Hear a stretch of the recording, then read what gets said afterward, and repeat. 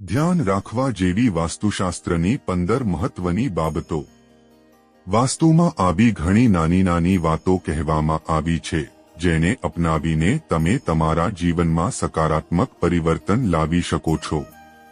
આ વાસ્તુ ટિપ્સ ઘરમાંથી નકારાત્મક ઉર્જા દૂર કરે છે।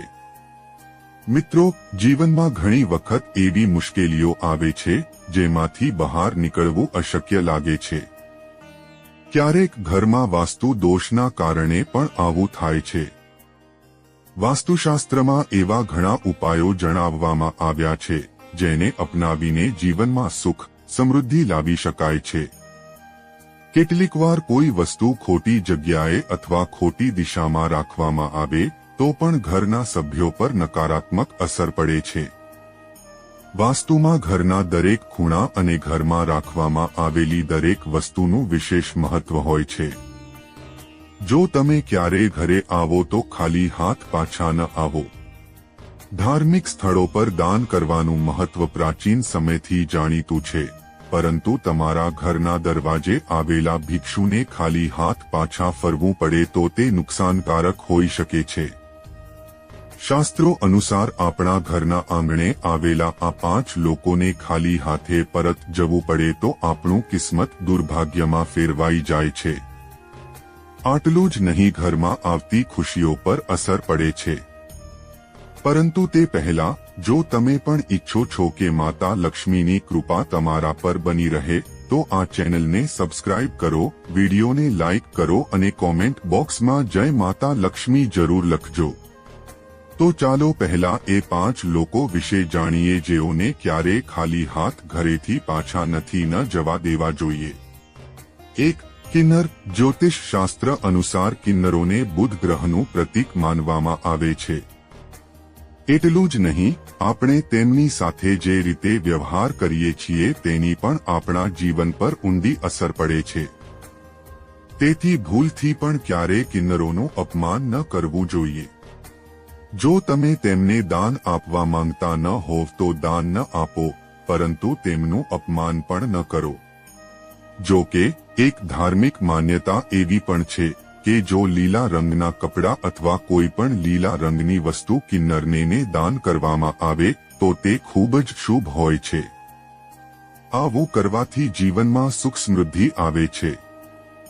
પરંતુ તેમનું અપમાન કરવાથી બુધ ગ્રહ નબળો પડે છે અને વ્યક્તિને ઘણી માનસિક અને શારીરિક સમસ્યાઓનો સામનો કરવો પડી શકે છે।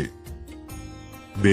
જ્યોતિષ શાસ્ત્ર અનુસાર જો ક્યારે કોઈ સંતમહાત્મા તમારા દ્વારે આવે છે, તેથી તેમની સાથે હંમેશા નમ્રતાથી વર્તન કરવું જોઈએ।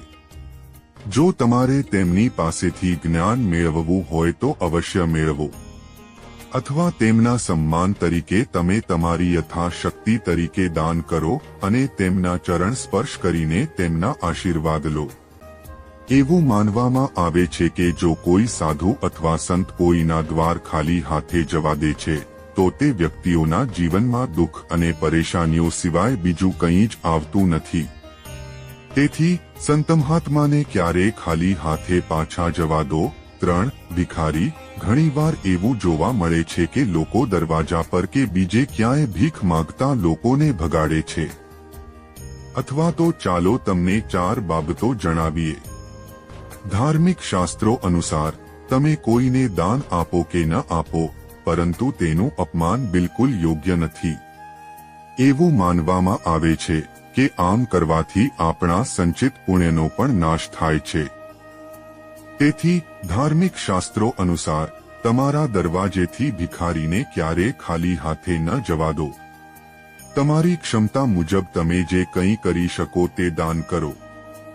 જો તમે તે ન કરી શકો તો ક્યારેય ભિખારી લોકોનું અપમાન કરતા નહીં। 4. વિકલાંગ। જ્યોતિષમાં કહેવાયું છે કે જો કુંડળીમાં શનિ દોષ હોય તો જીવનમાં દુઃખ અને પરેશાનીઓ આવે છે। પરંતુ ક્યારેક એવું પણ બને છે કે આપણે જીવનમાં બધું બરાબર કરી રહ્યા છીએ, પરંતુ તેમ છતાં જીવનમાં દુઃખ અને કષ્ટો ઓછા થવાના કોઈ સંકેત દેખાતા નથી। તો ધ્યાન રાખો કે તમે પણ કોઈ જરૂરિયાતમંદ વ્યક્તિને ખાલી હાથે તમારા દરવાજાથી દૂર કરી રહ્યા છો। અથવા એવી કોઈ વ્યક્તિ કે જે જરૂરિયાતમંદ અને અપંગ બંને છે, તો ધ્યાનમાં રાખો કે આવું ક્યારેય ન કરો, કારણ કે વિકલાંગ લોકોને રાહુ અને શનિદેવનું પ્રતીક માનવામાં આવે છે. આ જ કારણ છે કે આ લોકોએ દરવાજેથી ક્યારેય ખાલી હાથ પાછા ન ફરવા દેવા જોઈએ. 5. બહેન દીકરી લગ્ન પછી જ્યારે પણ બહેન કે પુત્રી ઘરે આવે ત્યારે તેમનું સંપૂર્ણ ધ્યાન રાખવું જોઈએ. તેમના નસીબ સાથે તમારું નસીબ પણ ચમકી શકે છે. તમારી બહેન કે દીકરીને ખાલી હાથે વિદાય ન આપો. આ સિવાય જો તમારી પાસે કોઈ ધાર્મિક અથવા આધ્યાત્મિક ગુરુ છે અને તે તમારા ઘરે આવે છે, તો નિયમો અને નીતિ અનુસાર તેમનું સન્માન કરો. તેમના ચરણ સ્પર્શ કરીને તેમના આશીર્વાદ લો અને તેમને વસ્ત્રો અને દક્ષિણા આપીને વિદાય આપો. ચાલો હવે જાણીએ તે વાસ્તુ ટિપ્સ વિશે. 1. વાસ્તુમાં ઘરના પ્રવેશદ્વાર પર તુલસીનો છોડ લગાવવો ખૂબ જ શુભ માનવામાં આવે છે. તુલસીનો છોડ નકારાત્મક ઉર્જા દૂર કરે છે અને ઘરમાં સકારાત્મક ઉર્જા વધારે છે. તેને પૂર્વ દિશામાં રાખવો જોઈએ, પરંતુ તમે તેને ઉત્તર અથવા ઉત્તર પૂર્વમાં બારી પાસે પણ રાખી શકો છો. 2. વાસ્તુ અનુસાર ઘરના મુખ્ય દ્વાર પર ક્યારેય જૂતાનું સ્ટેન્ડ ન રાખવું જોઈએ. જો તમારી પાસે જગ્યા ન હોય તો ઘરના મુખ્ય પ્રવેશ દ્વાર પર જૂતાનું સ્ટેન્ડ રાખવું મજબૂરી છે, તો તેને ક્યારેય ખુલ્લા ન રાખો. તેને પશ્ચિમ અથવા દક્ષિણ પશ્ચિમ દિશામાં રાખવું જોઈએ. 3. વાસ્તુશાસ્ત્ર અનુસાર તમારા ઘરના મંદિરમાં દેવી દેવતાઓને ચઢાવવામાં આવેલ ફૂલની માળા બીજા દિવસે ઉતારી દેવી જોઈએ અને નવા ફૂલોની માળા ભગવાનને અર્પણ કરવી જોઈએ. તુલસી, બેલપત્ર, નાગરવેલી પાન, કમલગટ્ટા અને અન્ય ફૂલો વિશે શાસ્ત્રોમાં જલાભિષેક પછી તેનો ઉપયોગ કરવાની જોગવાઈ છે. 4. વાસ્તુ અનુસાર નળમાંથી સતત પાણી ટપકવું અશુભ માનવામાં આવે છે. આ કારણથી ઘરમાં જે પૈસા આવે છે તે ક્યારેય ટકતા નથી. તેથી જો ઘરમાં નળમાં ખામી હોય તો તેને તાત્કાલિક રિપેર કરાવી લેવી જોઈએ. આ સિવાય ઘરનો દરવાજો ખોલતી વખતે કે બંધ કરતી વખતે કોઈ પણ પ્રકારનો અવાજ ન આવવો જોઈએ. 5. ઘરના મુખ્ય દરવાજા પાસે કોઈ મોટું ઝાડ કે થાંભલો ન હોવો જોઈએ, જેના કારણે ઘરમાં આવતી સકારાત્મક ઉર્જા પ્રભાવિત થાય છે. 6. ભારતીય સંસ્કૃતિમાં સ્વસ્તિકનું વિશેષ મહત્વ છે. વાસ્તુશાસ્ત્ર અનુસાર મુખ્ય દ્વાર ઉપર સિંદૂરથી સ્વસ્તિક ચિહ્ન બનાવો. આ પ્રતીક 9 આંગળીઓ લાંબી અને 9 આંગળીઓ પહોળું હોવું જોઈએ. આવું કરવાથી સૌભાગ્ય અને સમૃદ્ધિ વધે છે, સાથે જ રોગ અને દુઃખ પણ ઓછા થાય છે. 7. ઘરમાં ક્યારેય તૂટેલા વાસણો કે ખાટલાનો ઉપયોગ ન કરવો જોઈએ. તૂટેલા અને નકામા વાસણો ઘરમાં જગ્યા લે છે, તેમાં ભોજન પીરસવાથી દરિદ્રતા વધે છે અને વાસ્તુ દોષ પણ બને છે. તેમજ તૂટેલા ખાટલા રાખવાથી પાણીની ખોટ થાય છે. 8. ઘરમાંથી તમામ પ્રકારના વાસ્તુ દોષોને દૂર કરવા માટે મુખ્ય દ્વારની એક તરફ એક કેળાનું ઝાડ અને બીજી બાજુ વાસણમાં તુલસીનો છોડ લગાવો. આમ કરવાથી ઘર ન માત્ર વાસ્તુ દોષોથી મુક્ત થશે પરંતુ સકારાત્મક ઉર્જાથી પણ ભરાઈ જશે અને ઘરના સભ્યોની પણ પ્રગતિ થશે. 9. ઘરની સુખ સમૃદ્ધિ માટે રસોડું ખૂબ જ ખાસ માનવામાં આવે છે.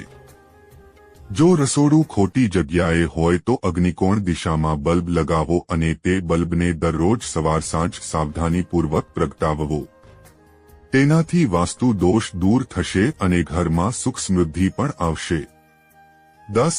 તમારા ઘરના મંદિરમાં દરરોજ ઘીનો દીવો પ્રગટાવો અને સવાર સાંજ 3 વાર શંખ ફૂંકવાથી ઘરની નકારાત્મક ઉર્જા ઘરની બહાર નીકળી જાય છે અને તમને ભગવાનની કૃપા પ્રાપ્ત થાય છે. મિત્રો, વિડિયો પસંદ આવ્યો હોય તો લાઈક, શેર અને સબસ્ક્રાઇબ જરૂર કરજો. જય માતા લક્ષ્મી.